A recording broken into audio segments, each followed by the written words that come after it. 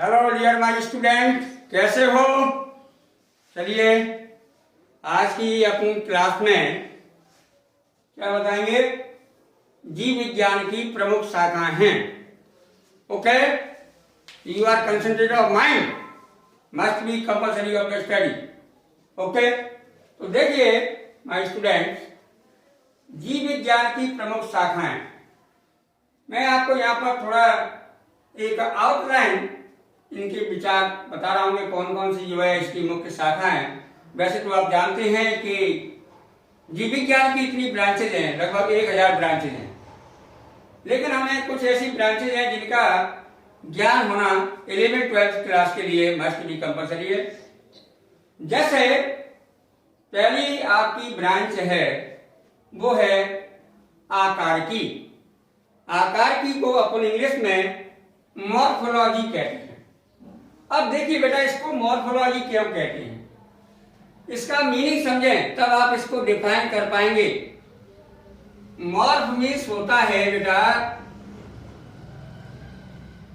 रूप, from, okay, और logos होता है स्टडी, अध्ययन, है ना। तो जो है जीव का रूप, रंग, आकार कैसा है, अर्थात उसकी स्ट्रक्चर की स्टडी क्या कहलाएगी? मॉर्फोलॉजी कहलाती है।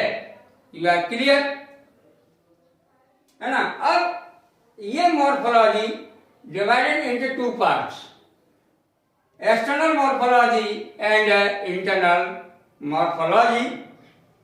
Internal morphology also called anatomy. मतलब यह है कि आकार की को अपन जो है 2 भागों में बांट सकते हैं। एक तो क्या है बेटा, वाह्य आकार की, वाह्य आकार की, और एक जो है दूसरी आंतरिक आकार की है। ओके, आंतरिक आकारिकी को अपन एनाटॉमी या शारीरिकी भी कहते हैं। ठीक है, तो बेटा आप आकारिकी को डिफाइन करेंगे तो कैसे कह सकते हैं कम शब्दों में कि जीवों की संरचना, अर्थात उसके रंग, रूप, है ना, और उसके विभिन्न ऑर्गेन्स हैं, उनकी संरचना, इंटरनल और एक्सटर्नल, इस सबका अध्ययन आपका क्या कहलाएगा? मॉर्फोलॉजी में किया जाता है। ओके, अब दूसरी जो ब्रांच है टैक्सोनॉमी। टैक्सोनॉमी, ये टैक्सोनॉमी को अपन वर्गीकरण कहते हैं। टैक्सा मीन्स होता है, ये भी 2 शब्दों से मिलकर बना है, टैक्सा और नॉमी। टैक्सा मीन्स होता है बेटा क्लास। ओके, अब जो है तो जीवों के वर्गीकरण और नामांकन के अध्ययन को अपन क्या कहेंगे? टैक्सोनॉमी कहते हैं। क्या कहलाएगा इसमें? जीवों का नामकरण और वर्गीकरण की स्टडी आपकी टैक्सोनॉमी कहलाती है। ओके, अब जैसे जेनेटिक्स है, जेनेटिक्स में यहां आप देखेंगे क्या होता है कि जेनेटिक्स जीव विज्ञान की एक बहुत महत्वपूर्ण शाखा है। इस शाखा में जीव के अंदर जो वेरिएशन से डेवलप हो रहे हैं, ठीक है, और वंशागति है, उसका अध्ययन इसमें किया जाता है। किसका अध्ययन करेंगे? विभिन्नता एवं वंशागति का अध्ययन जेनेटिक्स में अध्ययन किया जाता है। किसका? विभिन्नता व वंशागति का अध्ययन। तो इसकी सरल सी परिभाषा क्या हो गई आनुवंशिकी की, के विभिन्नता और वंशागति के अध्ययन को अपन जेनेटिक्स कहते हैं, आनुवंशिकी कहते हैं। ग्रेगर जॉन मेंडल को फादर ऑफ जेनेटिक्स कहा जाता है। ओके, देन कार्य की फिजियोलॉजी। फिजियोलॉजी के अंतर्गत क्या है? फिजियो मीन्स क्या होता है बेटा? फिजियो मीन्स होता है फंक्शन और लॉगस मीन्स स्टडी। तो आपके पास में कोई भी ऑर्गेनिज्म है, जीव है, जीव के विभिन्न अंग हैं, उन अंगों की स्ट्रक्चर एंड फंक्शन, उनकी संरचना और कार्यों के अध्ययन को हम फिजियोलॉजी कहते हैं। आप ये भी कह सकते हैं कि जीवधारियों के अंदर होने वाली विभिन्न क्रियाओं का अध्ययन क्या कहलाएगा? कार्य की या फिजियोलॉजी कहलाता है।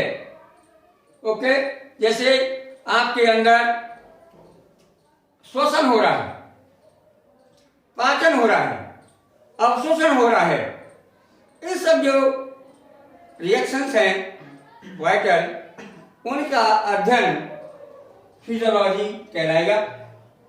अब जैसे इकोलॉजी या पारिस्थितिकी, ये क्या होती है? पारिस्थितिकी को अपन इकोलॉजी कहते हैं। क्या कहेंगे? Ecology. Ecology term इकोल plus logos से बना है। इकोल प्लस लॉगस से बना है, जिसका अर्थ होता है आवासों का अध्ययन। क्या होता है? आवासों का अध्ययन। ओके, अब जैसे अपन इसको परिभाषित करना चाहें तो कैसे कहेंगे?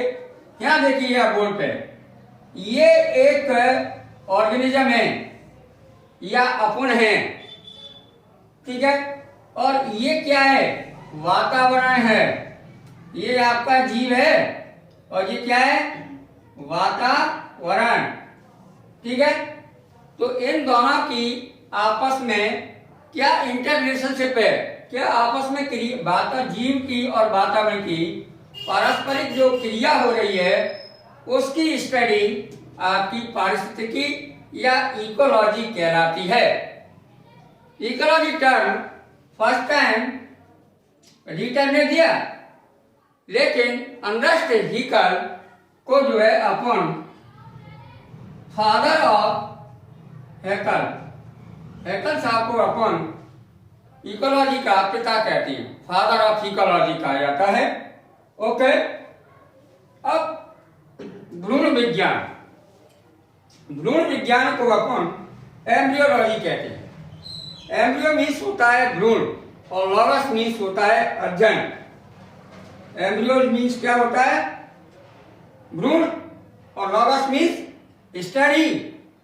तो ऑर्गेनिज्म, लिविंग ऑर्गेनिज्म है, उसके अंदर जो भ्रूण है, भ्रूण का फॉर्मेशन कैसे हो रहा है, उसका डेवलपमेंट कैसे हो रहा है, और उससे एक शिशु कैसे डेवलपमेंट हो रहा है, वो जो स्टडी है वो आपकी भ्रूण विज्ञान या एम्ब्रियोलॉजी कहलाती है। You are right. अरिस्टोटल साहब को अपन फादर ऑफ एम्ब्रियोलॉजी कहते हैं। हिस्टोलॉजी, हिस्टोलॉजी ब्रांच है जिसको अपन औतिकी या ऊतक विज्ञान कहते हैं। औतिकी या ऊतक विज्ञान कहते हैं। ये जो है आपकी हिस्टो मीन्स होता है टिश्यू और लॉगस माने होता है अध्ययन। तो ऊतकों का अध्ययन आपका हिस्टोलॉजी कहलाएगा। ऊतकों का अध्ययन क्या कहलाएगा? हिस्टोलॉजी या औतिकी कहलाएगा। विचार को अपन फादर ऑफ हिस्टोलॉजी कहते हैं। ओके, साइटोलॉजी, साइटोलॉजी माने कोशिका विज्ञान। साइटोलॉजी मीन्स क्या है? कोशिका विज्ञान। साइटो मीन्स होता है सेल, वैसे तो साइटो मीन्स होता है हॉल, और लॉगस मीन्स अध्ययन। तो सेल की study is called cytology. Okay, अब इसमें सेल के लिए सबसे पहले इसको जो खोजा वो जो है रॉबर्ट हुक नामक वैज्ञानिक ने 1665 में खोजा। ओके, और इस सेल के बारे में अपन को बताया। लेकिन आज जो है इस साइटोलॉजी का फील्ड है इतना काफी डेवलप हो गया है कि हम आज साइटोलॉजी को एक अदर नेम सेल बायोलॉजी भी कहते हैं। क्या कहा जाने लगा है? Cell biology. ओके, अब जीवाश्मिकी, जीवाश्मिकी पैलेंटोलॉजी। जीवाश्मिकी क्या है?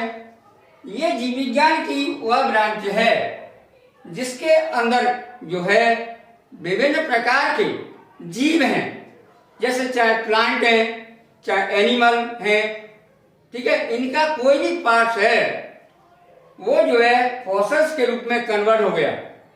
तो एनिमल एंड प्लांट के फॉसिल्स की स्टडी जीवाश्मिकी कहलाती है। लियोनार्डो दा विंची जो इटली के थे उन्हें जो है अपन फादर ऑफ जीवाश्मिकी कहेंगे या पैलेंटोलॉजी कहते हैं।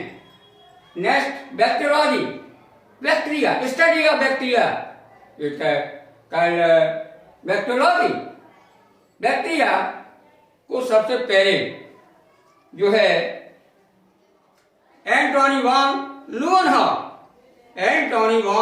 लुवनहॉक साहब ने इस बैक्टीरिया के बारे में बताया, इसकी डिस्कवरी की। ठीक है, तो उन्हें अपन क्या कहेंगे? Father of bacteriology. ओके, विषाणु विज्ञान, वायरोलॉजी। वायरोलॉजी मीन्स होता है स्टडी ऑफ वायरस, विषाणुओं का अध्ययन, विषाणु विज्ञान कहलाएगा, वायरोलॉजी कहलाएगा। ओके, तो ये जो है आपकी नॉर्मल ब्रांचेज हैं जिनको आपको बायोलॉजी के बारे में कम से कम आपको ज्ञान होना चाहिए 11th क्लास में। इससे आगे और भी ढेर सारी ब्रांचेज हैं जिनके बारे में अपन आगे बताएंगे आगे की क्लासों में, क्योंकि मैंने बताया कि बायोलॉजी की ढेर सारी ब्रांचेज हैं। अपन एक बार इसको पुनः समराइज कर सकते हैं। देखिए, आकार की क्या है? जीवों के बाहरी या आंतरिक संरचना है, उसकी स्टडी आकार की है। आकार की अपन ने दो भागों में बांटी है, बाह्य आकार की और आंतरिक आकार की, अर्थात external morphology and internal morphology. ठीक है, अब आप जो है किसी जीव की एक्सटर्नल स्ट्रक्चर की स्टडी कर रहे हैं तो वो कहलाएगा एक्सटर्नल मॉर्फोलॉजी।